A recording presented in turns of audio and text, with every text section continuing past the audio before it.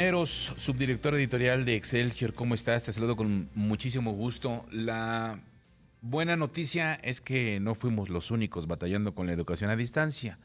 La mala noticia es que por ahí tengo reportes de que hoy tampoco ha sido el mejor día en ese tema. ¿Cómo estás, Fabiola? Muy bien, mi querido Emilio, gracias. Un saludo a ti y a todos los que nos escuchan. Efectivamente, no somos los únicos batallando con la educación a distancia. ¿Cómo les fue en su primer día de esta educación a distancia? ¿Te falló el internet? ¿No dabas con los canales de televisión para ubicar el grado de tu hijo? ¿Te tardaste horas en sintonizar los canales de televisión abierta? La página de la SEP no respondía y hay más preguntas todavía, ¿eh? ¿Te preocupa cómo será la evaluación de tus hijos? Y si eres profesor, ¿ya sabes cuáles son ahora las áreas de oportunidad para tu carrera como docente? Bueno, todas estas preguntas las hacen millones de padres de familia y docentes en el mundo, porque no somos los únicos. Claro. La pandemia por COVID-19, mi querido Emilio, nos afectó a todos. A ti y a todo el auditorio les voy a compartir los datos recientes del informe La educación en tiempos de la pandemia de COVID-19 de la CEPAL UNESCO, que se dio a conocer ayer, fresquecito en la noche, lo tenemos siempre todo completito en exclusiva para ustedes, querido público de ¿Qué tal, Fernanda? A ver. Miren, esta emergencia ha dado lugar al cierre masivo de las actividades presenciales de instituciones educativas en más de 190 países con el fin de evitar la propagación del virus y mitigar su impacto. A mediados de mayo de 2020, más de 1.200 millones de estudiantes de todos los niveles de enseñanza en todo el mundo habían dejado de tener clases presenciales en la escuela. De ellos, 165 millones eran estudiantes de América Latina y el Caribe. Según la información recolectada por la UNESCO, en los 33 países de América Latina y el Caribe, hasta el 7 de julio, 32 suspendieron las clases. En Nicaragua no se han suspendido clases. Ojo, es el único país de América Latina donde hay clases. Después sería muy interesante revisar qué tal están sus números de contagios y de casos de COVID-19. En principio, la mayoría, todos, o sea, 32 de 33 países de América Latina, cierre de escuelas. No somos los únicos. Además de interrumpir las trayectorias educativas, el cierre de la escuela afecta también la alimentación y nutrición de la población estudiantil, eso dice la UNESCO, especialmente los sectores más vulnerables. En el momento de la elaboración de este documento, que fue a inicios de julio, se observaba que 21 de los 33 países han mantenido los programas de alimentación escolar en formas diversas, y les va a sonar familiar. La modalidad más utilizada en 13 países es la entrega de kits de alimentos para preparar en el hogar.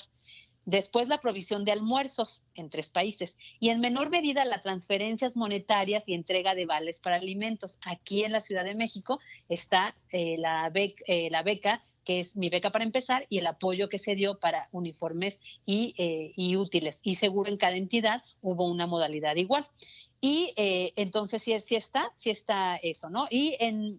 Y adicionalmente, muchos estudiantes acceden a través de las escuelas a otros servicios. O sea, no solo las escuelas nos permiten escolarizarnos o alfabetizarnos, a tener conocimientos, sino también alimentarnos por las escuelas de tiempo completo. Y ya vimos que no solo es en México, también es en el mundo. Y también otros servicios como asesoría. A veces los maestros se convierten en los psicólogos de los niños, en quienes acompañan en muchas dolencias o carencias. Y también dan otros servicios como información sexual, planificación familiar. En algunos países, incluso para niveles más superiores, pues que ya no sean de primaria, secundaria y bachillerato, información sobre anticonceptivos, servicios de salud mental o actividades recreativas. Y eso sí, desde primaria hay muchas escuelas que se acuerdan que tú pagabas, en el caso de las particulares, el tiempo de extra para los talleres de robótica, básquetbol, manualidades, Ujú. yoga. Y en la educación pública, las escuelas de tiempo completo cerraban hasta las 4 y te daban otras materias, arte, música, también educación física, y en muchas incluso ya también había inglés. Entonces, esto es todo lo que nos dan las escuelas, y esto es lo que justamente nos afecta cuando hay cierres, ¿no? Luego, se han establecido formas de continuidad de los estudios en diversas modalidades a distancia. En 29 de 33 países de América Latina se están buscando estos aprendizajes por Internet, también por televisión, aquí está el caso de México, por radio y también por pues las escuelas que pueden, porque la mayoría son las particulares, pues dar las clases normales con sus maestros en línea, no importa la plataforma y no importa el momento que dure, si 10 minutos, 15, una hora, los 40 quedan gratis, etcétera, están ahí pendientes. Entre las modalidades de aprendizaje a distancia en línea, también destaca estas plataformas virtuales. En 18 países de América Latina se hacen justamente estos trabajos virtuales, ¿no? Y 23 países realizan transmisiones de programas educativos por medios de comunicación tradicionales, como la radio y la televisión. Aquí está México, dando las clases por televisión. Y aquí me detengo un poquito, mi querido Emilio, para hablar de lo que tú decías, ya más terrenal, de lo que nos está pasando. Ayer fue el primer día de clases, hubo mucha confusión. Vamos a hablar de las escuelas públicas, porque entiendo que las escuelas particulares tienen otro método, otro sistema. Ellos están más en vía Zoom, más en línea, pero la mayoría de la población estudiantil de nuestro país es pública, ¿no? De esos 30 millones, el 80% es de escuela pública. Y ahí, ¿cómo nos fue? Bueno, pues ya lo platicábamos seguramente en los chats de mamás, en los chats, en las redes sociales.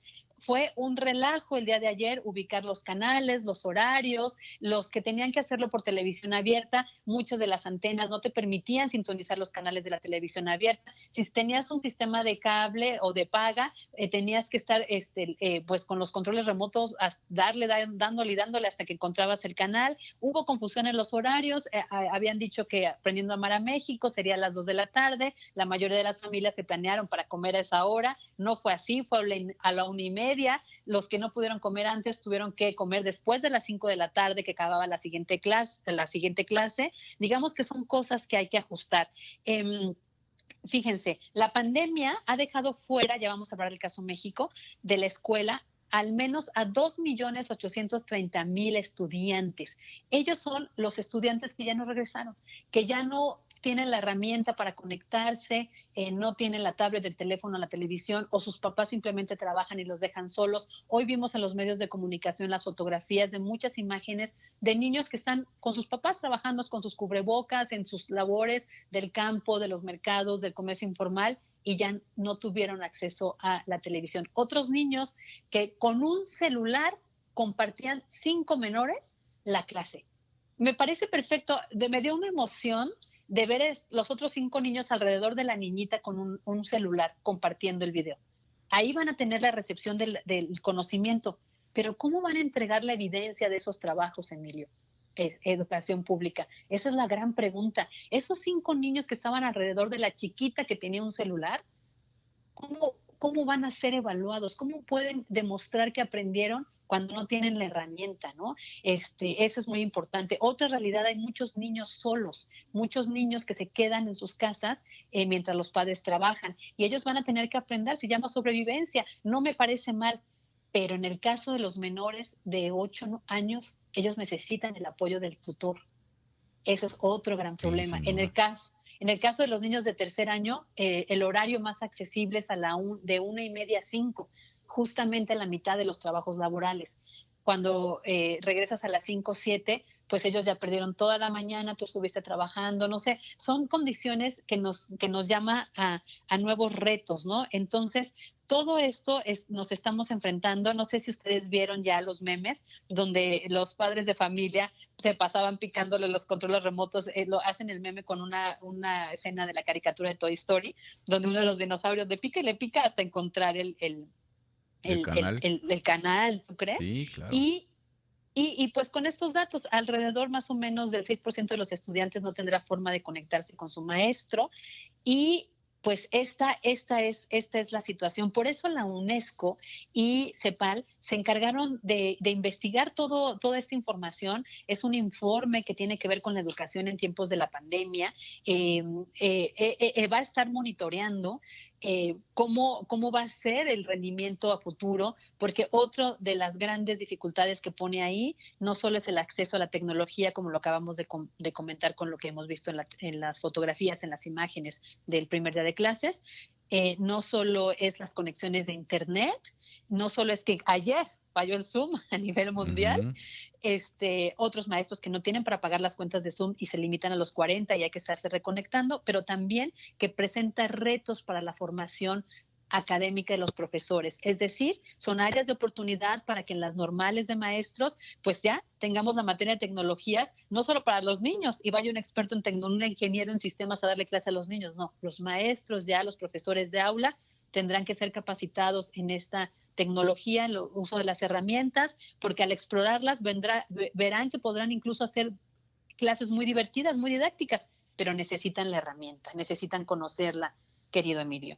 Sí, sin duda, sin duda. El reto es enorme. El trabajo que se tiene que hacer es bestial y me parece que también una de las cosas que tenemos que entender es que esto es nuevo para todos, aunque se tuvo tiempo quizá por parte de las autoridades de prepararse en algo, lo que también es una realidad es que nadie esperaba que la situación se tornara de esa manera. Entonces, tanto para los papás, para los niños, para los maestros, todo este contexto y todo este entorno es muy difícil y nuevo.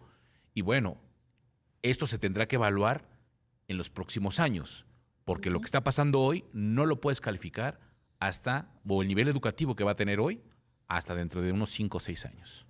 Exactamente. Y miren, hoy es un ejemplo, por eso también te agradezco mucho y agradezco al auditorio de qué tal, Fernanda, que me hayan permitido por esta ocasión entrar solamente en el audio, porque es parte de esta realidad. Yo soy una mamá, soy periodista, trabajadora y mis hijos hoy están en sus juntas con sus maestras. Claro. No hay más que 2 dispositivos en casa porque pues hay 2, ¿no? Y el tercero que estoy hablando contigo. Entonces, esta es una realidad, ¿no? No podía conectarme vía imagen porque ellos las están utilizando. Y me da gusto compartirlo con ustedes. Gracias, porque Fabi. Esta es nuestra realidad y hay que adaptarnos.